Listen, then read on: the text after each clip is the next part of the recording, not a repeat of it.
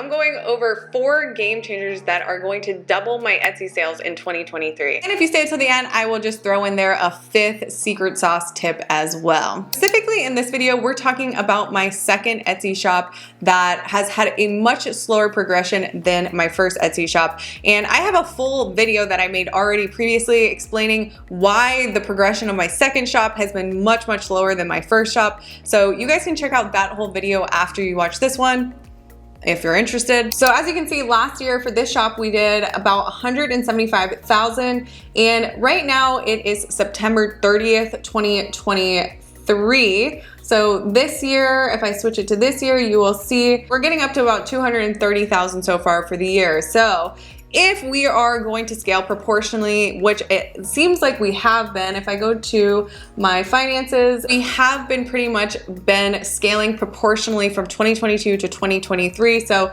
if we look at, let's say, if we go to January of 2022, we did 8,000. If we switch that to 2023, you can see we more than doubled in January. We got up to 29,000. In February 2022, we did only 7,600. In 2023, we did 2,400. So we're doubling, if not tripling, each month compared to last year. And we pretty much continue on this trend each month.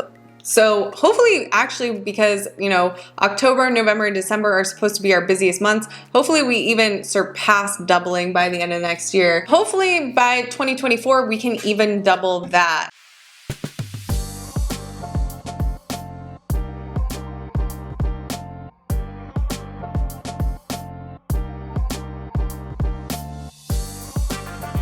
Welcome back, guys. My name is Hannah Gardner. If you are new to the channel, I've been selling on Shopify and Etsy for over 5 years now and just been documenting my brand journeys along the way. If you think you're gonna get some value out of this video, make sure you subscribe to the channel, and also make sure you're commenting your questions down below because it just helps me know what you guys need. And also, you guys write some really nice things to me and it makes me emotional sometimes because I'm still a human and I get imposter syndrome just like everybody else. And recently I've been getting some really nice comments and you guys are freaking awesome because it just motivates me to do more. So thank you guys so much. So the first thing that we really started implementing for this brand, which I swear to God, it changed the name of the game for this brand. We really focused on bundling our products. So what does that mean? That means not just showing a bundled item in the main image, but also offering a full bundled set option in the drop-down menu. What happens when you bundle an item on Etsy? And if you do print on demand or digital downloads,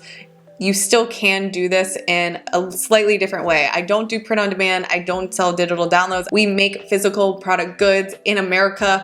So we have a lot more control over our inventory and our listing and our variation options, but there are still workarounds if you're selling digital downloads and print on demand products. But for us, what that means is when you show a bundled item, it means showing more than one item in the main image. But when they click over to the listing, they see that there's a drop-down menu and there's many options and many variation options or different ways to buy. Now, one thing that is the proper way to do this is that in your drop-down menu, you wanna make sure that the full set option and everything that they see in that first image, there is an option there in one click to buy everything in one shot. And what this does is, even though the first main image shows the beautifully packaged bundled item, what it does do is it takes the cheapest price in that variation option menu and it displays the cheapest price on the front end. So they see a huge value proposition there because they see a bundled item but at a lower price. So the perception of value is immediately increased. Obviously, when you click on the listing, you do have to spend more money to get that full set option. But remember, the hardest part about all of this is earning that click, right? And having a really good CTR is probably one of the first things that Etsy is judging your listings on. Can you earn that click in comparison to your competition? I have competitors that literally do this and their front end price shows, you know, $19, but then you click on the listing and then the upsell to the full set option is $450 and it jumps that much, but the listing still has a bestseller badge, has a lot of reviews on it, has a lot of momentum, 20 add to carts, so it clearly works. Now, I don't do my bundles that drastic where I'm jumping from that big of a price gap, but in certain niches, it does work. Next thing I really started focusing on, which honestly, this was my fault. I didn't give this brand enough love for the first year because I was so focused on my first shop that I really didn't have a lot of time for it. The second thing is ads optimization. Now, this is obviously common sense, and if you turn on your ads, you should be optimizing your ads out of the gates, you know, as you're collecting data and spending money. This is really my fault where I wasn't tweaking the dials on my ads like I should have, which is contrary to what I teach on this channel. I have a bunch of videos on Etsy PPC and how to tweak the dials, how to get your ad cost percentage down from month over month. I literally teach people how to do it, but I wasn't even doing it for myself because I was just so busy with YouTube and my other brands and employees, and just, it was a lot at that time. So what we really made sure we were focusing on in 2023 is that we're actually tweaking the dials and making sure that we're turning off negative keywords, turning off dead listings, and making sure that month after month, you know, we were getting our marketing cost percentage down. Now, if you don't fully understand what I mean by that, or what I'm saying when I say tweak the dials or how to get your marketing cost percentage down, watch the full trainings I have in my channel. I'll link some below, I'll link some above. It's really important that you understand the importance of the marketing cost percentage piece of your pie in your Etsy shop. And I'm not gonna dive into my whole Etsy strategy here or why, you know, in the psychology behind why it's important to make it a goal to get to $1,000 a day spending with profitability. I'm not gonna do that right now because I can talk about that for the next 45 minutes, but make sure you cue that video next so you can understand my whole PPC strategy, why it's important, and how to tweak the dials effectively so that month over month you're getting that marketing cost percentage down as low as possible. Third thing that we finally got down and systemized is our photography. So previously I was doing all the photography myself, and it's super time consuming if you've ever done photography, the editing, all of that. So what we built was standard operating procedures for in-house studio photo shoots. So that means that we have built a system of a certain look that we want in our photo shoots, and we basically took the higher level thinking out of photo shoots so I could remove myself from photo shoots, and I have my employees doing it now where basically when they go in to do the photo shoot, they know exactly what camera settings the camera has to be on, the lighting, the angles, the video, they know every single part of the photo shoot to get that perfect shot every single time. Now, with that, we have about 4 different renditions of types of shots that we get that we're constantly split testing. And the reason why, again, I was so held back with this was because I really just didn't have the time to build out SOP processes. SOP processes, by the way, means standard operating procedure processes. It's basically where you write out a manual for all the parts of your business engine, and basically that manual should be so in depth that if I hand it to an employee or hand it to someone else, I should be able to remove myself from that process. And so with photography specifically, you want to keep it creative, but you want to do it where it's scalable and repeatable. And that is something that I was working really hard to achieve. And it took me a long time to figure out how to be able to trust somebody to do my photo shoots for me, because I usually do all the photo shoots myself. So we figured out a way to build a SOP process around doing photography and being able to offload it so we can have a consistent inflow of new photos happening all the time. And I'm really crazy about split testing everything, so I'm gonna split test that main image 4 times, and I'm going to run ads to each one of them to see which one gets the higher CTR. But like I mentioned, the winning with that is so we have a consistent inflow of new images. Number 4 is what we discovered with our shop specifically is that our shipping cost percentage. So again, if your top line sales is represented in this pie chart here, right, you have a bunch of direct expenses that get cut out of that piece of the pie.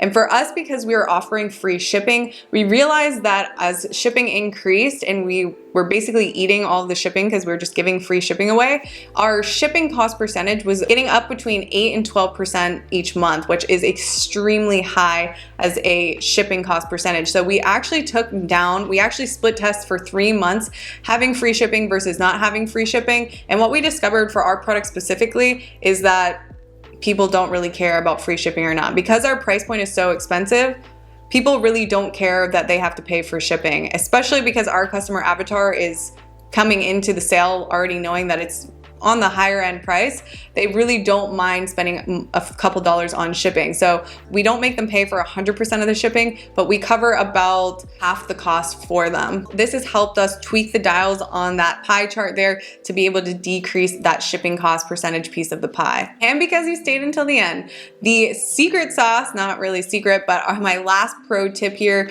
that we started doing basically kills like 5 birds with 1 stone is we have a post-purchase follow-up direct message that we drop. So this is a manual message that we send to people.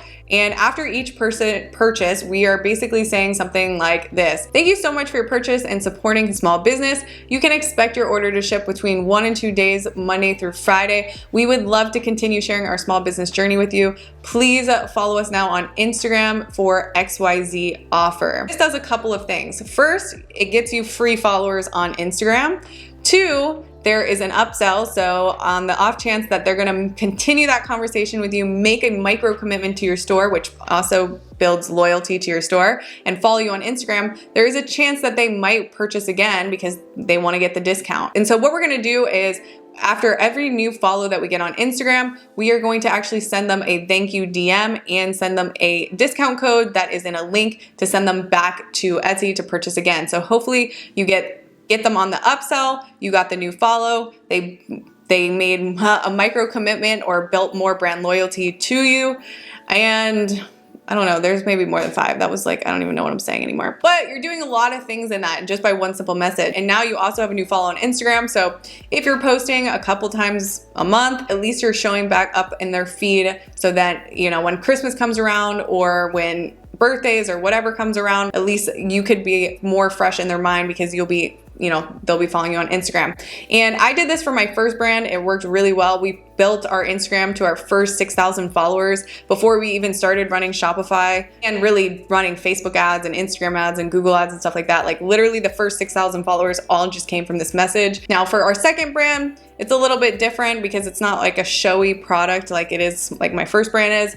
But I have to say it still works pretty well. Pretty much the hottest traffic as well, because it's all your followers, if they're coming from Etsy, have spent money with you. So it's a super hyper targeted audience when you do start, you know, growing more and more and more. Out of every 100 messages you send, maybe 10 to 15 people follow you. And out of those 10 to 15 people, maybe 1 to 3, you know, purchase a second time. But again, that's a free second purchase that you didn't have to pay for in Etsy ads to come back to your shop. Plus you're showing Etsy that you're getting a repeat buyer really, really fast. The one thing I will mention is because, you know, if you're not running ads on Facebook or Google or anything like that, you can probably assume that all your new followers are gonna come from Etsy. So you're gonna wanna just send every single new follower that message.